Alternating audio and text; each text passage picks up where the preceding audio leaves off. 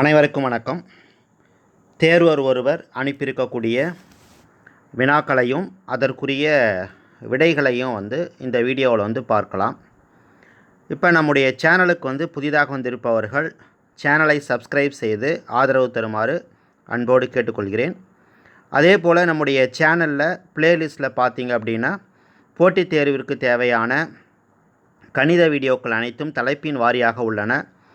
ஒவ்வொரு வீடியோவையும் முழுமையாக பாருங்கள், குறிப்பிடுங்கள். தேர்வில் வெற்றியடைய வாழ்த்துக்கள். இப்போ முதல் கேள்வி, ஒரு கூம்பினுடைய அடிப்புற ஆரம் 3 மடங்காகவும் அதன் உயரம் 2 மடங்காகவும் மாறினால் அதனுடைய கன அளவு டேஷ் மடங்காக மாறும். இது ஆக்சுவலாக ப்ரீவியஸ் இயர் கொஸ்டினில் கேட்ட ஒரு வினா தான் இது. இப்போ கூம்பினுடைய கன அளவு, அதாவது வால்யூம் ஆஃப் த கோன் நமக்கு தெரியணும். So volume of the cone formula 1/3 πr²h 1/3 πr²h. சரி, இப்போ இந்த 1/3 பை கான்ஸ்டன்ட், அதை அப்படியே வச்சுக்கலாம்.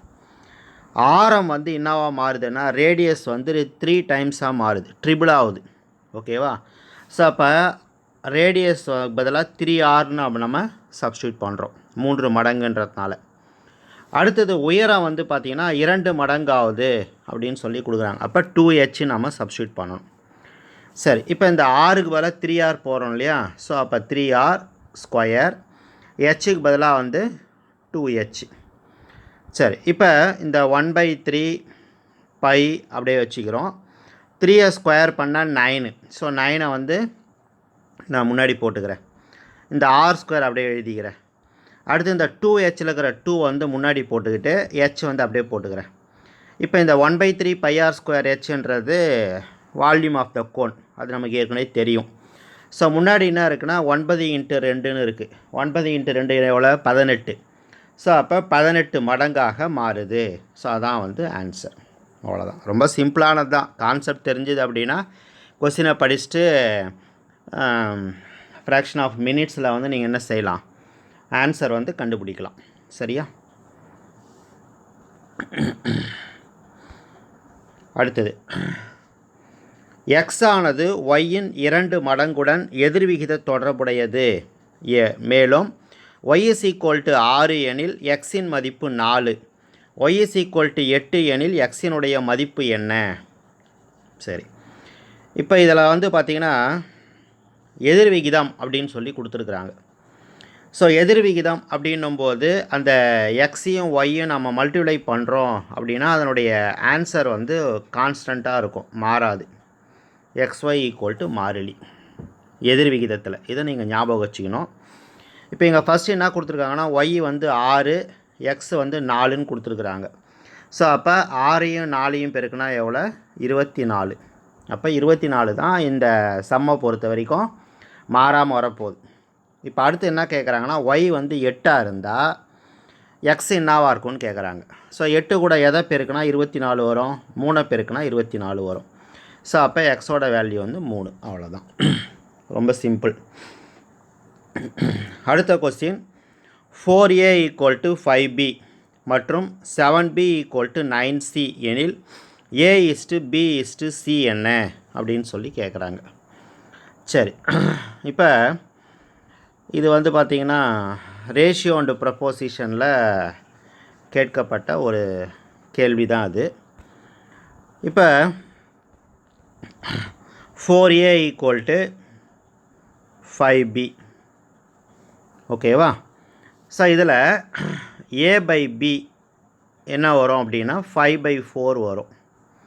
ஸோ பியை ஈக்குவல் டு இந்த சைட் கொண்டு வரேன், அதே போல் 4ஐ ஈக்குவல் டு அந்த சைட் கொண்டு போகிறேன். ஸோ அப்போ இதிலிருந்து a:b என்ன அப்படின்னா 5:4 அப்படின்னு நமக்கு கிடைக்குது. a/bன்றது நம்ம என்ன பண்ணலாம், a:b எழுதலாம். சரியா? ரேஷியோ ஃபார்மில். அதே போல் 7b = 9c கொடுத்துருக்காங்க இல்லையா? இதிலிருந்து b/c = 9/7 சொல்லலாம். ஸோ இதிலிருந்து b/c என்ன வருது அப்படின்னா 9:7 வருது. இப்போ அவங்க கேட்குறது வந்து A:B:C கேட்குறாங்க. சரியா? இப்போ என்ன செய்கிறோம் அப்படின்னா, இந்த டைரெக்ஷனில் பெருக்கிறோம். 5 9 பெருக்கிறோம், 9 4 பெருக்கிறோம், 4 7 பெருக்கிறோம். 9 45, 9 36, 7 28. ஸோ அப்போ 45:36:28. ஸோ இதுவும் வந்து ஒரு சிம்பிளான கொஸ்டின் தான், ஸ்டாண்டர்டான கொஸ்டின். இந்த மாடலில் வந்து நிறைய தடவை வந்து எக்ஸாமில் வந்து கேட்டிருக்கிறாங்க. சரியா? அடுத்தது, ஒரு பழ வியாபாரி தான் வாங்கிய மாம்பழங்களில் 10% அழுகிவிட்டன.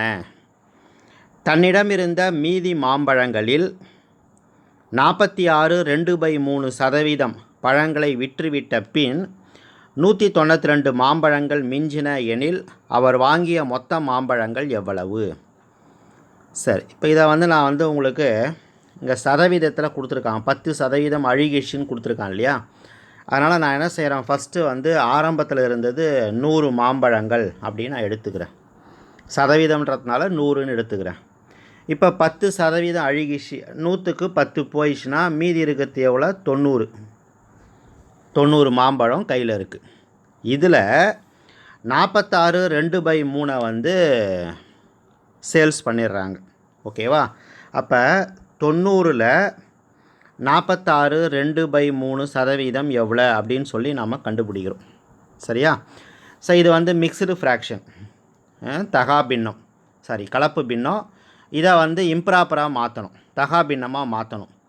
46ஐயும் 3ஐயும் பெருக்குனா 3 18, 3 12. ஸோ 3 18, மீதி 1, 3 12 1 13, 138. மேலே இருக்கிற 2 வந்து கூட்டிக்கணும் பை 3, 140/3. ஓகேவா? இதில் 100% அப்படின்றதுனால கீழே வந்து 100 போட்டுக்கிறோம். அதாவது சதவீதம்னா கீழே 100 போட்டுக்கிறோம். ஓகேவா? இப்போ இந்த சைபருக்கு இந்த சைபரு 2 சைபரு கீழே 2 சைபர் அடிச்சிடலாம். அடுத்து இந்த 3ஐயும் 9 அடித்தா 3 9. ஸோ 14 எவ்வளோ? 42. அப்போ 90 பழம் இருந்தது, 90 பழத்தில் 42 பழம் வந்து சேல்ஸ் ஆயிடுச்சு. அப்போ மீதி இருக்கிறது எவ்வளோ அப்படின்னு சொல்லி நம்ம பார்க்குறோம். ஸோ 10ல் 2 போச்சுன்னா 8, 8ல் 4 போச்சுன்னா 4. ஸோ அப்போ மீதி இருக்கிறது 48 பழம். அதாவது ஆரம்பத்தில் 100ன்னு இருந்துச்சு அப்படின்னா கையில் இருக்கிறது 48 பழம். இதான் நமக்கு கிடச்சிருக்கு. இப்போ அவங்க என்ன கொடுத்துருக்காங்க அப்படின்னா, கையில் இருக்கிறது வந்து 192 பழம் அப்படின்னு சொல்லி கொடுத்துருக்குறாங்க. அப்போ ஆரம்பத்தில் இருந்தது எவ்வளோ அப்படின்னு சொல்லி கேட்குறாங்க. ஓகேவா? அந்த 48ஐ 4ஆல் பெருக்குனா 4 8 32, மீதி 3, 4 16 3 19, 192 வருது. அப்போ 100ஐ 4ஆல் பெருக்கிறோம். 100ஐ 4ஆல் பெருக்குனா எவ்வளோ? 400. ஸோ அப்போ ஆரம்பத்தில் இருந்த பழத்தோட எண்ணிக்கை வந்து 400. அவ்வளோதான். சரியா? ஸோ இதுவும் வந்து சிம்பிள் தான். கான்செப்ட் புரிஞ்சுக்கிட்டிங்க அப்படின்னா ஈஸியாக வந்து நாம் ஒர்க் அவுட் பண்ணலாம். அடுத்தது, கடைசியாக ஒரு கேள்வி. ஒரு அரைக்கோளத்தினுடைய மொத்த பரப்பு அதன் ஆரத்தினுடைய வர்க்கத்தின் டேஷ் மடங்காகும். இப்போ ஆக்சுவலாக வந்து அரைக்கோளத்தினுடைய மொத்த பரப்பு, அதுக்கு ஃபார்முலா வந்து 3πr². இதான் வந்து ஃபார்முலா.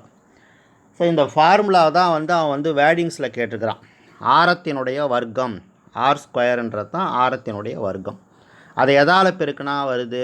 3π பெருக்குனா தான் இந்த ஃபார்முலா வருது. அப்போ பெருக்கல்னா மடங்கு. ஸோ அப்போ 3π மடங்கு. அவ்வளோதான். ஃபார்முலா தான் கேட்டிருக்கான், அதை வந்து கொஞ்சம் வேர்டிங்ஸில் கேட்டிருக்கிறான். அவ்வளோதான். ஆரத்தினுடைய வர்க்கத்தின் 3π மடங்கு தான் வந்து மொத்த பரப்பு. Formula 3πr². அவ்வளோதான். சரியா? இப்போ இந்த வீடியோவில் அந்த தேர்வர் அனுப்பியிருந்த ஒரு சில வினாக்களையும் அதற்குரிய விடைகளையும் வந்து நாம் பார்த்தோம். இதே போல் உங்களுக்கு விடை தெரியாத கணக்குகள் அல்லது சந்தேகத்திற்குரிய கணக்குகள் ஏதேனும் இருந்தால் இங்கே குறிப்பிட்டிருக்கக்கூடிய வாட்ஸ்அப் எண் 8015118094க்கு அதை அனுப்பி வைங்க. அதற்குரிய விடையை வந்து நீங்கள் வீடியோ வடிவில் பெறலாம். அதே போல் இந்த வீடியோ பார்த்து முடித்ததுக்கப்புறம் உங்களுடைய கமெண்ட்டை வந்து ஃபீட்பேக்காக கொடுங்க. அதே போல் நேரடியான கணித வகுப்புகள் உங்களுக்கு தேவை அப்படின்னா இங்கே கொடுக்கப்பட்டிருக்கக்கூடிய தொலைபேசி எண்ணை வந்து தொடர்பு கொள்ளுங்கள். ஸோ மீண்டும் ஒரு முறை சொல்கிறேன், ப்ளேலிஸ்ட்டில் போட்டித் தேர்விற்கு தேவையான கணித வீடியோக்கள் அனைத்தும் உள்ளன. ஒவ்வொரு வீடியோவையும் முழுமையாக பாருங்கள், குறிப்பெடுங்கள். தேர்வில் வெற்றியடைய வாழ்த்துக்கள். நண்பர்களுக்கும் இந்த சேனலுடைய லிங்க்கையும் வீடியோவுடைய லிங்க்கையும் அனுப்பி உதவி செய்யுமாறு கேட்டுக்கொள்கிறேன். நன்றி. மற்றும் ஒரு வீடியோவில் சந்திப்போம்.